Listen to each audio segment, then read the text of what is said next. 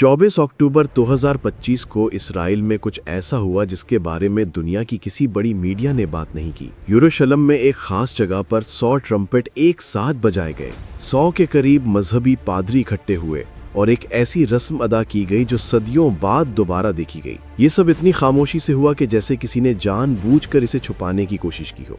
मगर सवाल ये है कि आखिर ये सब क्या था और इस रस्म को क्यों हजारों साल बाद दोबारा जिंदा किया गया। तो दोस्तों, इन 100 ट्रम्पेट्स का एक साथ बजाया जाना कोई आम मौसीकी की तकरीब नहीं थी। यहूदी रवायात में ट्रम्पेट को शूफर कहा जाता है और ये इनके मजहबी अकीदे में एक बहुत अहम अलामत है। ये अहम ऐलानात, खास दिनों और बड़ी तब्दीलियों के वक्त बजाया जाता है और जब ये ट्रम्पेट बजता है तो इसका मतलब होता है कि कोई बड़ा पैगाम दिया जा रहा है या किसी खास शख्सियत की आमद का ऐलान हो रहा है। लेकिन 100 ट्रम्पेट्स का इकट्ठे बजना तारीख में बहुत कम देखा गया है।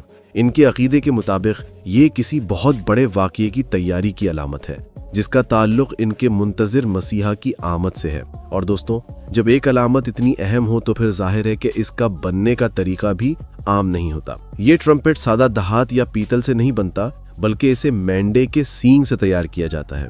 माहिरीन के मुताबिक इस सींग को इस तरह से तराशा जाता है कि जब इसमें फूंक मारी जाए तो इसकी आवाज़ सीधी दिल पर लगे। ये आवाज़ कोई मामूली मौसीकी नहीं होती, बल्कि एक ऐसी गूंज होती है जिसमें खौफ, ऐलान और ताकत की झलक होती है, जैसे कोई पोशीदा हुक्म किसी और दुनिया से ज़मीन तक उतर रहा हो। इसके अलावा इसराइली मजहबी निज़ाम में इतने बड़े पैमाने पर मजहबी पेशवाओं का एक जगह इकट्ठा होना कोई मामूल की बात नहीं। ये पादरी खास तरबियत से गुजरते हैं और मखसूस कुर्बानियों और मुक़द्दस रसूमात को अंजाम देने का काम करते हैं। जब इनमें से 100 के करीब एक जगह जमा हो तो समझ लीजिए कि कोई बहुत बड़ी मजहबी रस्म तैयार की जा रही है।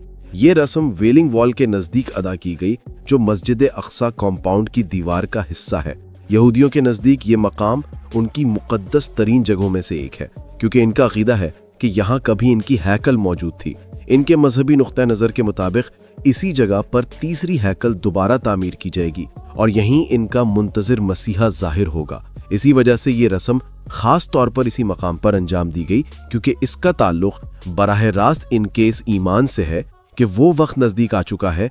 नाजरीन, याद रखिएगा कि ये कोई पहली बार नहीं कि इसराइल ने किसी बड़ी रस्म को अचानक खामोशी से मखसूस वक्त पर अदा की हो, बल्कि इससे पहले भी सिर्फ 2 माह पहले यहूदियों ने एक सुर्ख गाय की कुर्बानी दी।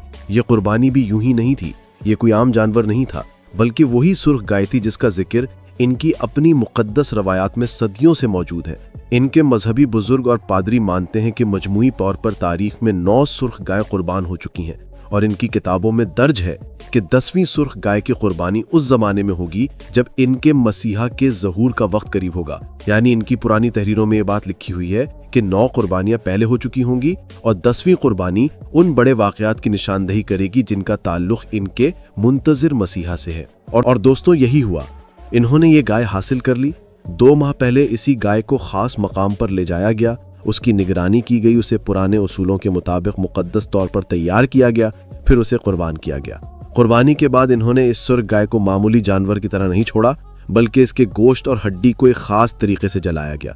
इन्होंने इस आग के अमल को पाकीज़गी की तकमील समझा और फिर इस सुर्ख गाय की राख को ज़ाया नहीं किया गया, बल्कि इस राख को संभाल कर महफूज रखा गया।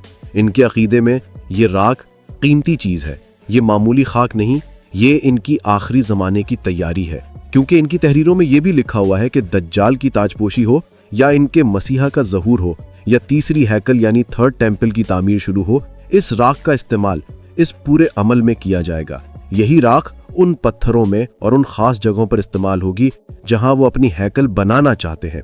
इसलिए नाजरीन, जब आप ये बातें एक तरतीब में देखते हैं तो आपको ये अंदाज़ा होता है कि 100 ट्रम्पेट्स का बज जाना, 100 पादरियों का इकट्ठा होना और सुर्ख गाय की कुर्बानी सिर्फ 3 अलग अलग रसूमात नहीं है, बल्कि ये एक ही सिलसिले की 3 कड़ियां हैं। पहले सुर्ख गाय की कुर्बानी और राख हासिल करना, फिर उस राख को छुपा कर रखना, फिर उस मखसूस दिन 100 ट्रम्पेट्स को बजाना। ये सब खिचड़ी नहीं है, ये एक तरतीब है और इस तरतीब का मकसद एक खास मंजिल की तरफ बढ़ना है। दोस्तों, आपको मजीद बताते चलें कि इनकी तारीख में एक और मशहूर रस्म है जो हर साल यौम किपूर से एक रात पहले अदा की जाती, जिसे कप्पा रोत कहा जाता है। इस रस्म में एक सफ़ेद मुर्ग को पकड़कर इंसान के सर के ऊपर घुमाया जाता है। इनके अकीदे में ये अमल ऐसा है जैसे इंसान के गुनाह उस मुर्ग की तरफ मुंतकिल हो गए हों।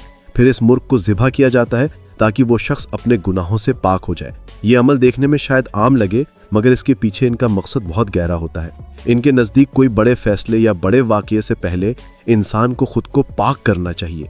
इनके नज़दीक ये अमल गोया एक तरह की सफाई है, और ये सब एक मखसूस वक्त पर ही किया जाता है। ये कोई ऐसा अमल नहीं जो वो पूरे साल करते रहें, बल्कि सिर्फ एक खास दिन, एक खास रात और एक खास वक्त में किया जाता है। और सबसे अहम बात कि इस रस्म पर भी ज़्यादा चर्चा नहीं किया जाता। मीडिया इसे नुमाया तरीके से नहीं दिखाता।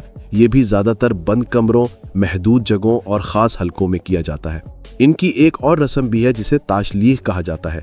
ये रस्म दरियाओं, समंदरों या किसी बहते पानी के किनारे अदा की जाती है। इसमें लोग अपने हाथ में रोटी का छोटा टुकड़ा पकड़ते हैं और फिर इसे पानी में फेंक देते हैं। इनके अकीदे के मुताबिक जब ये रोटी पानी में गिरती है तो यूं समझा जाता है कि जैसे गुनाह पानी के बहाव के साथ दूर चले गए, और ये भी हर साल एक खास वक्त में ही होता है।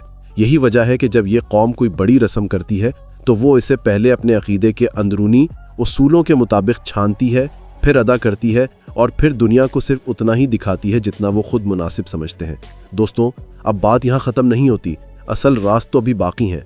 इस सब के पीछे मकसद क्या है, आगे क्या होने वाला है और अगला कदम कब उठाया जाएगा, ये सब मैं आपको अगली वीडियो में तफसील से बताऊंगा। इसलिए प्लीज़ इस सीरीज़ को यहीं मत छोड़िएगा, बल्कि अगला हिस्सा ज़रूर देखिएगा। अपना बहुत ख्याल रखें और इस पूरी सूरत हाल पर गौर ज़रूर करें, क्योंकि वक्त बदल रहा है। अल्लाह आप सबको अपने हिफ्ज़-ओ-अमान में रखे। अल्लाह हाफ़िज़।